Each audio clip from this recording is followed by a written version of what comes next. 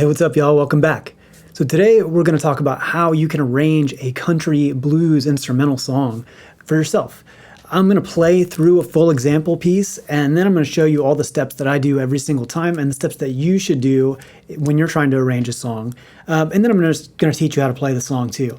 So let's jump right in. Here it is, City of New Orleans.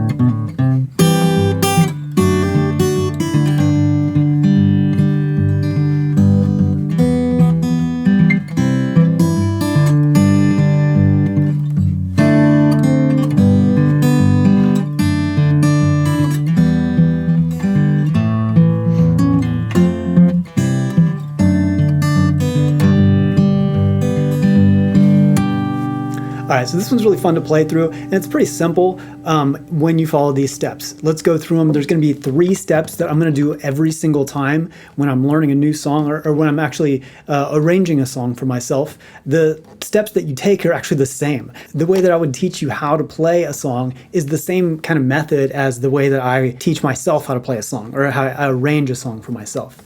So step number 1 in everything that you learn, you got to know the chords, okay? So where do you get the chords? Well, you're going to go to like a lyric sheet. Just type it into Google and just find the chords to the song you're looking at. Now, I'm assuming that you already know the song really well and you've listened to it a bunch of times and you've memorized the entire song mentally. I'm not talking about all the lyrics or anything like that. I'm just talking about like what the song sounds like. Can you hum along the entire song?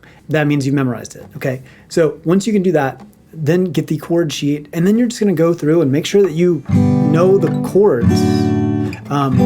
In most cases, they're going to give you the chords, but those chords won't be exactly the same as the chords that we're going to use. So you'll need to know different instances of the same chord. Like here's a G, there's another G, you might need a bar chord G, for example. Maybe you need a G way up here in this position. We're not in this song, but for example, those are the type of things that you would need. You need to know the chords really well. All right, step 1, pretty straightforward. Step 2, however, is if it's a country western song like this one, or a country blues type song, the most appropriate way to arrange it is by using what we call boom chuck.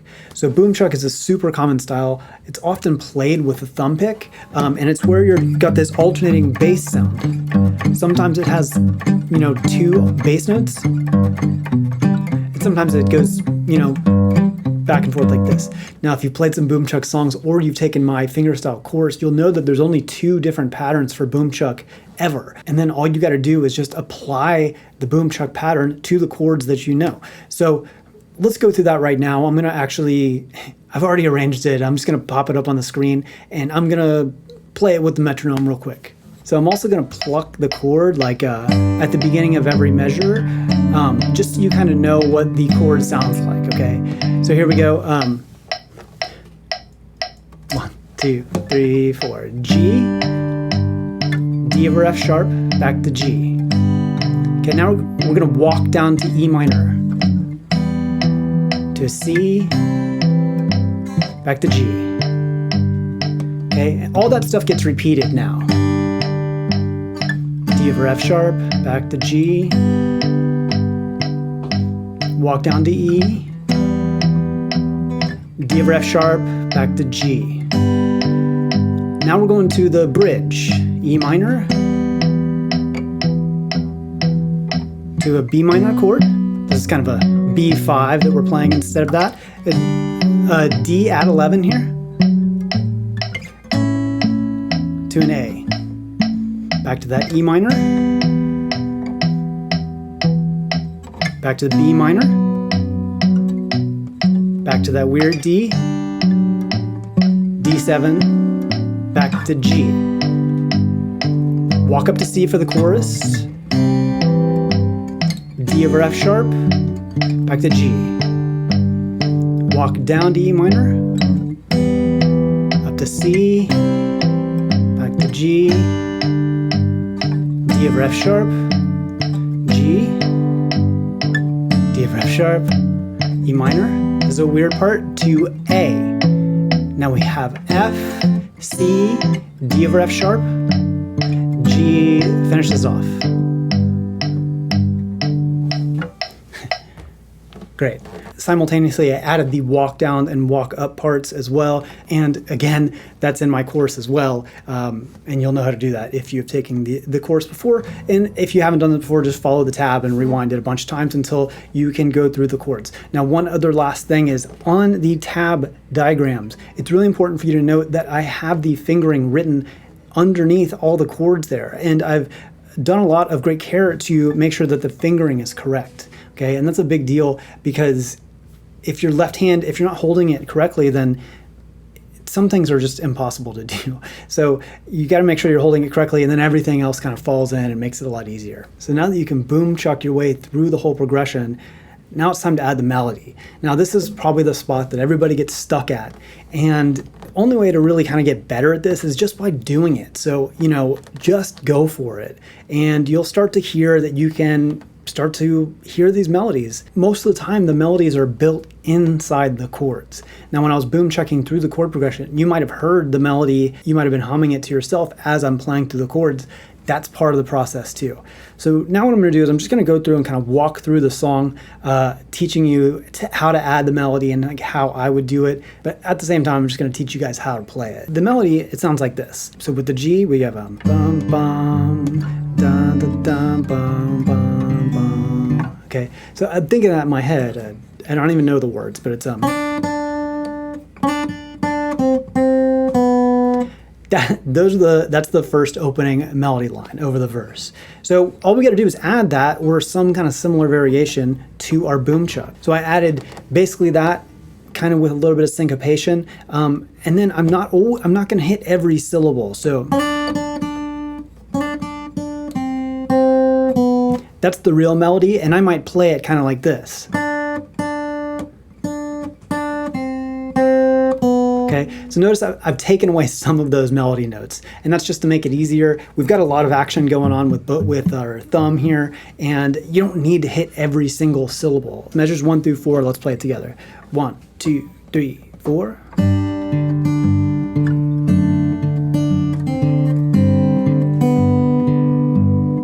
Walk down to E minor. Okay, let's go through measures 5 through 8 now. Same idea, the melody sounds like this, right? And that's over the E minor. Dum bum bum bum, dum dum bum bum bum. That's what I'm thinking in my head, and then I'll just kind of add those notes.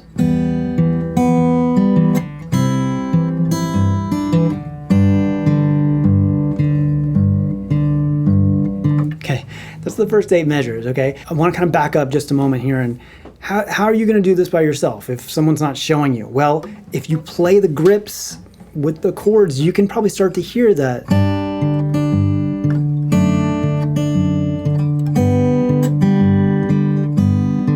Right? The melody is almost that. It's... Okay, some little variations. So, just get it started and see if you can start to hear those melodies. It's the only way to do it. You just got to get started. A lot of people are going to have a lot of anxiety built up about trying to hear melodies, but please believe me, they're built into the chords always. So if you get those chord grips first, the melody notes are going to be around there. Now, I also have a section in my Fingerstyle course that's called Melody Over Chords, and it basically gives you every single grip that you can imagine over every single chord. So in any situation that ever comes up, that's, there's a fingering built in with the melody note in it already. So another reason why you might want to enroll in the course. All right, so let's get back into it. So measure 9, through 12 are identical to measures 1 through 4, so I'm just going to play through them real quickly. 13 through 16 has a little variation from the first half, but this is what it sounds like. 1, 2, 3, 4.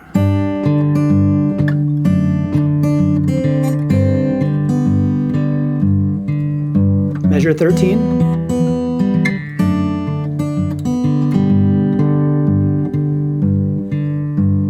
Okay, here's the bridge. Now the bridge, I've changed the melody quite a bit. So the real melody kind of started off kind of like bum dum dum bum. So it's bum bum ba dum bum bum bum bum bum ba da da da da bum ba dum bum ba da dum bum bum bum. You know, and I'm not a singer, guys, bear with me, but that's what I'm singing in my head. I just want you to know kind of like what's happening in my head when I'm playing this stuff. I'm humming it basically silently, and then to play that instead of, it's too many B notes, right? It's just it just doesn't sound right that way. So what I've done is just kind of done a little finger roll and then added that, and then you can still hear the melody inside there. And this is the way I play it: 1, 2, 3, 4.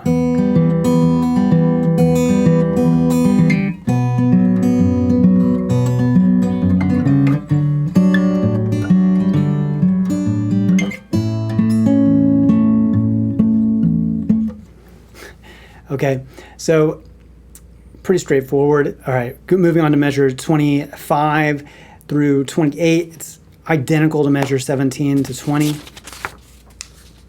So I'll play it through quickly, and then we'll go to measure 29 here, which basically has the same variation, but with a D7 chord instead. So it sounds like this: measure 25, 2, 3, 4.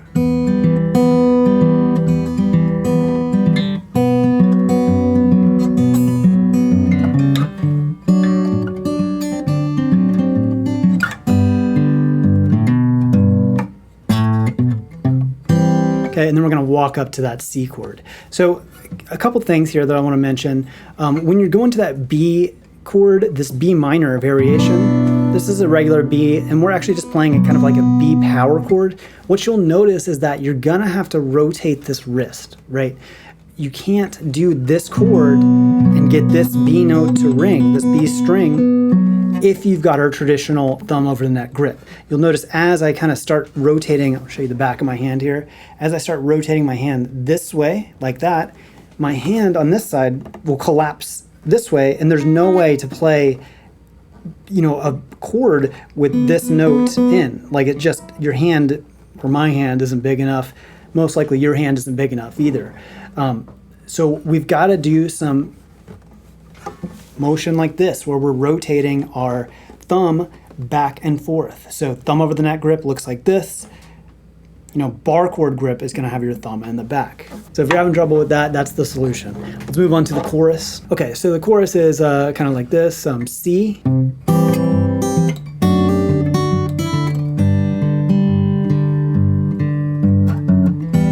Okay, let's go through that. So basically we have just a regular C, okay? And this is, a version of C that you might not be familiar with, but it's still just C. It's not like a special C. It's just C with this G in the top.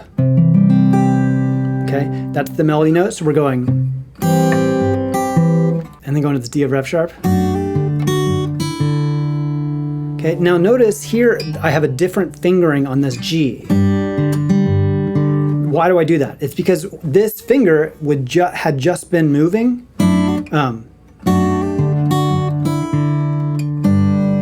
And this finger needs to stay put, because that's the melody note.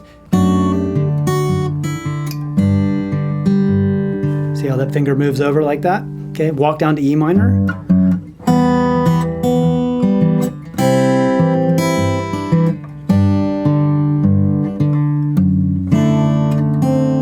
Okay, now measures 37 through 40. Basically it goes to the E minor,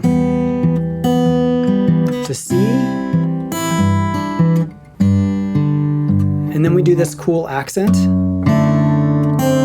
and we kind of do a beat drop there. So it's kind of like just temporarily taking away the boom chuck, and then when it comes back, the idea is that it feels stronger for the listener. I measure 39. Accent, back into the boom chuck.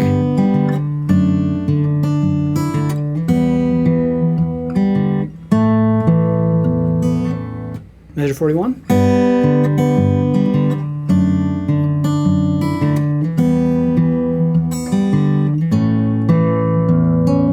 Now this is a weird spot. We have a G, D or F sharp, E minor to this weird A.